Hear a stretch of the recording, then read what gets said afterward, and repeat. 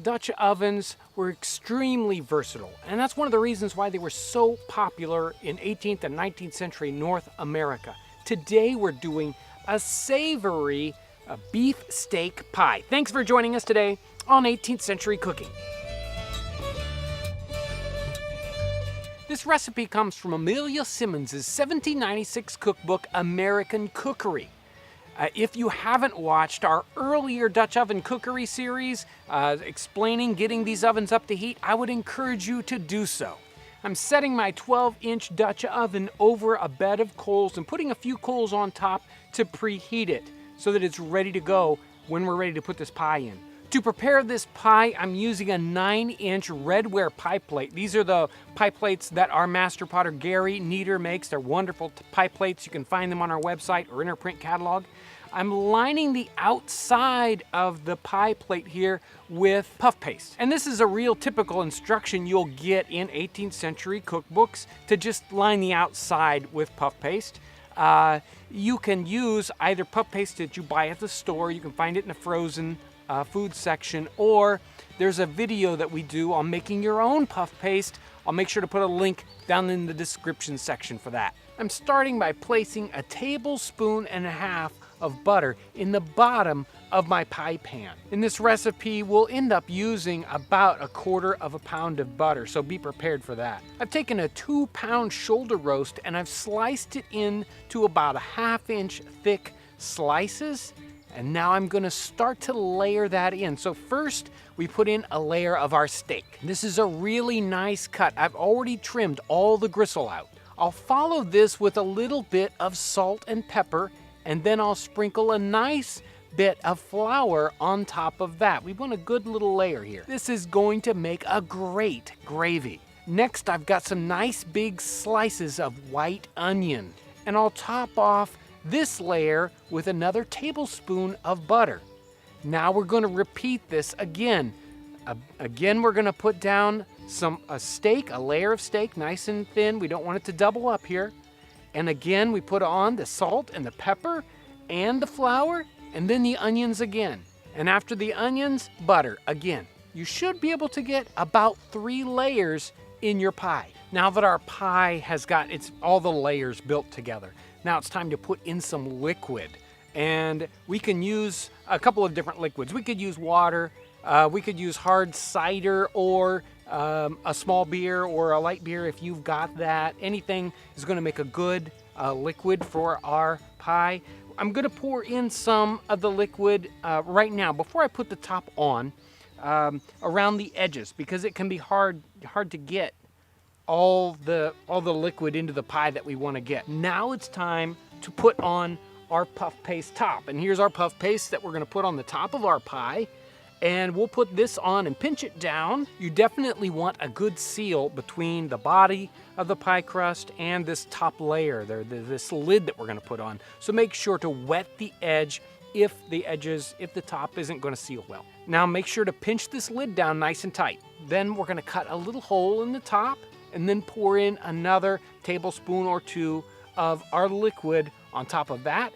And then we're ready to bake. The pie is ready to go into the oven, and of course, I've already preheated this oven, so it should be close to temperature. I don't need to worry about that. Let's go ahead and remove the lid and place this pie in here gently, and let's close this up. This needs to cook rather slowly at a low temperature. We don't want to overheat this, so maybe 300 degrees is what we're shooting for. We talked about trying to keep a lower heat in that earlier episode this series. In this case, we want maybe 1.5 scoops around the bottom edge of this Dutch oven. So make sure to refresh your coals after you've preheated.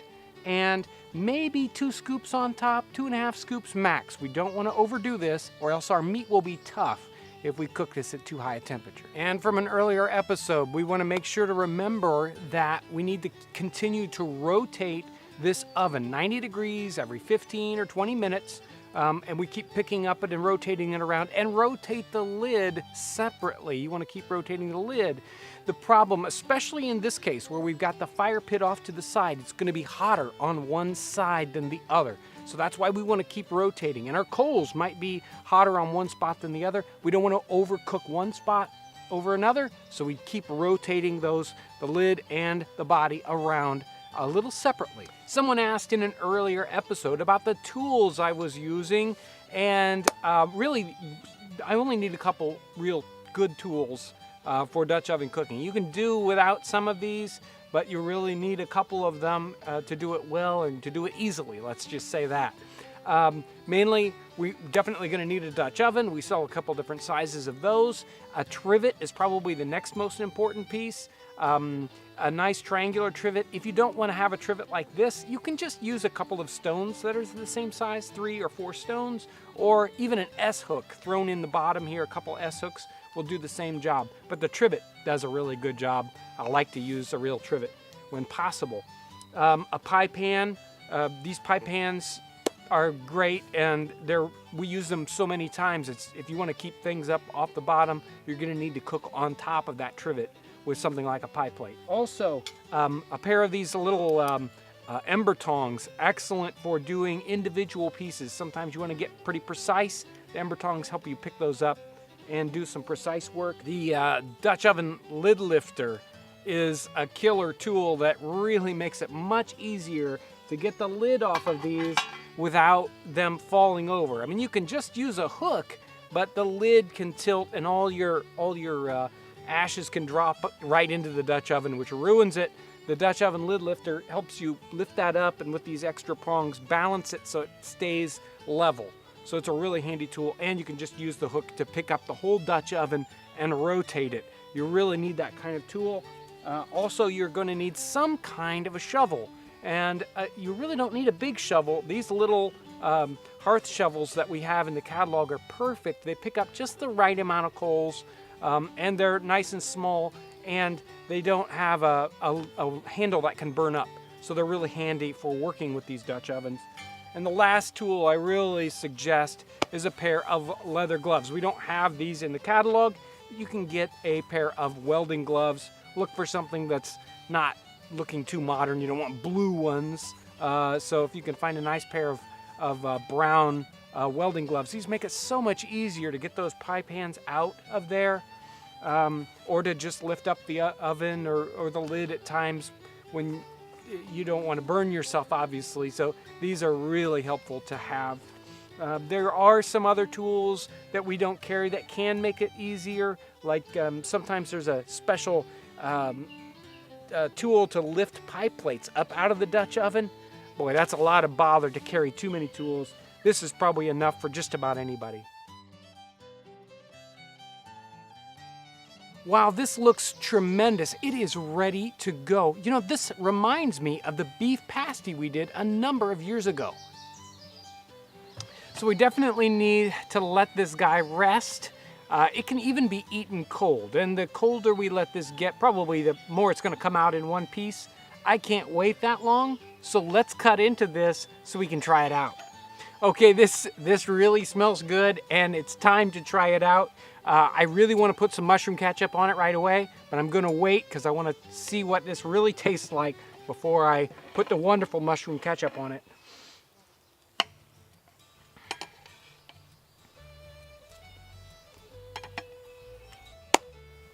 That's a tremendous mix of flavors.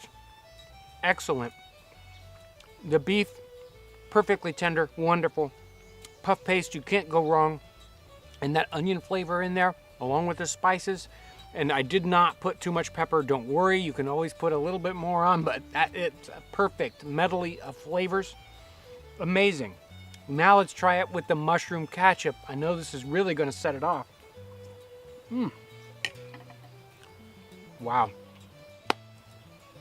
That little bit of kind of vinegar taste and the extra salt and the mushroom flavor, to die for. I think I wanted, instead of the water, I should have just dumped mushroom ketchup in right on top before I cooked it. This would be a tremendous thing to cook at an event. Everyone will love you, so you should try this one out. The flavors are tremendous. It's not difficult to do. There aren't even that many ingredients. So definitely try this one out. I want to thank you for coming along as we try these things out, as we savor the flavors and the aromas of the 18th century. If you're new to our channel, I want to welcome you. You can subscribe by clicking the button right up here. Also check out our related videos. Thanks so much for watching.